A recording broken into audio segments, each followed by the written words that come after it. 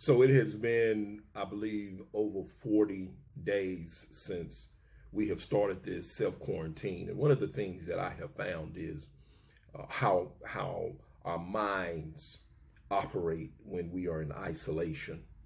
And one of the things that happen during isolation is we start reliving pains of the past. We start reliving when we were unemployed and underemployed. We start reliving if we grew up in poverty.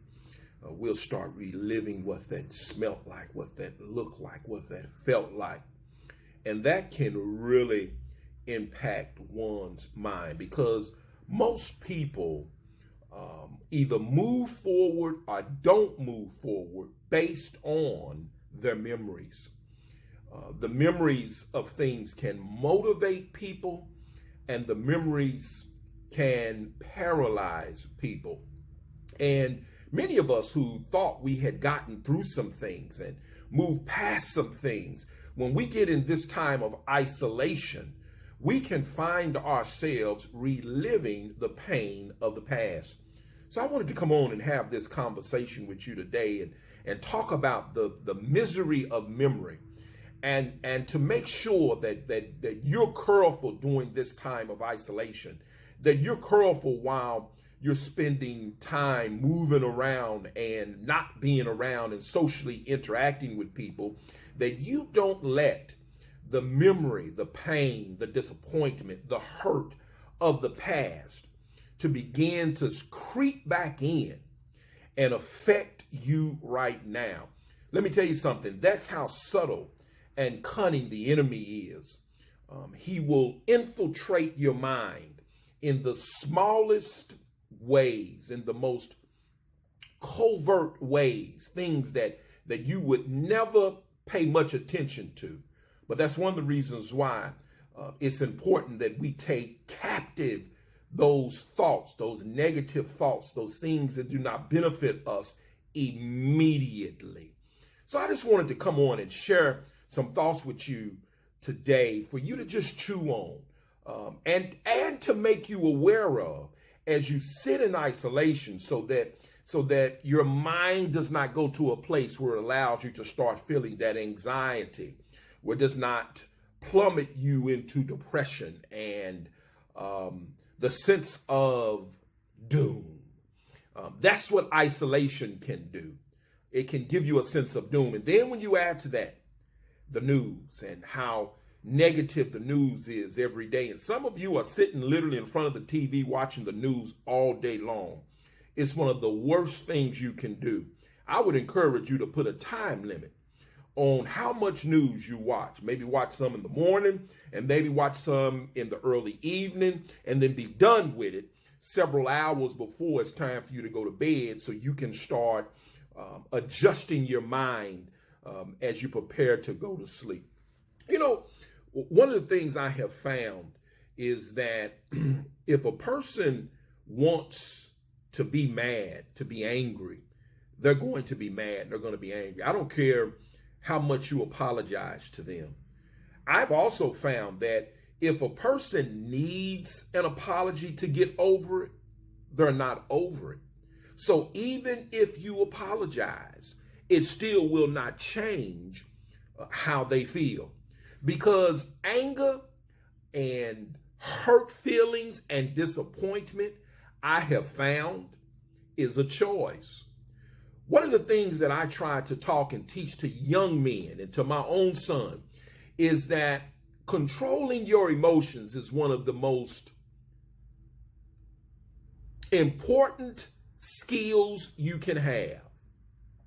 That controlling your emotions when you feel disrespected is one of the most powerful things you can ever do, because it's your emotions.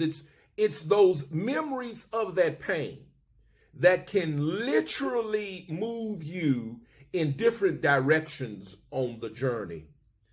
One of the things that I have found is that the pressing part of life is the most important part. If I have to push someone towards something, I found that it is not real impactful in their lives. But those people that I see that press towards the mark, that press towards those things that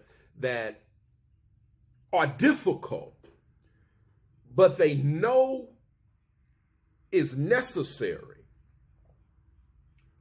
are the people I have found that live the most fulfilled lives, pressing towards the mark.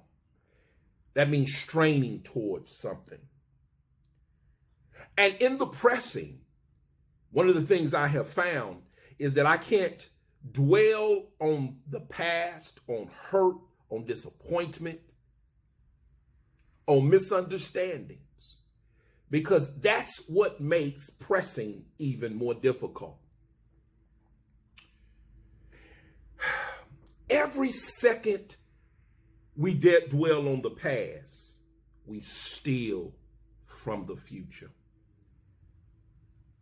That's one of the reasons why you see so many people who are stuck in dead-end jobs, in dysfunctional relationships, because they have memory of being alone, or they have memory of having to do something painful.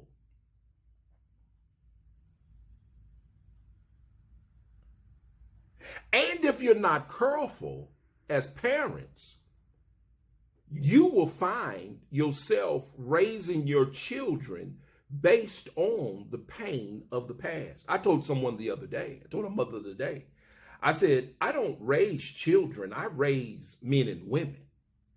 Because your child will spend more time being adult than they will being children. And it was that realization for me that helped me develop a philosophy on life and how I deal with my son and how I deal with people that has helped me to move forward in life. I'll give you an example as I end.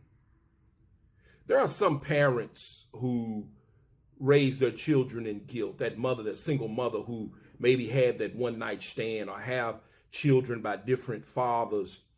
And because she has guilt because that child does not have their father there, she'll find herself not really being as hard on that particular child because that guilt, right? That father who may not get to see their child, but only on the weekends or once a month, he'll justify not being a disciplinarian based on the fact that he feels guilty that he's not with that child all the time. That's how we use our memory. That's how we use the pain and disappointment to guide us in raising our children that can have adverse effects on that child. My friends, let me encourage you to not let the misery of your memory impact how you live your life, how you raise your children, whether you pursue that business, whether you pursue that relationship. The one thing that I have found that we must do is we must put the past behind us in many instances and press towards the mark, the future, joy, peace, abundance. And that requires us being intentional in making the choice to let the past be the past. Just choose.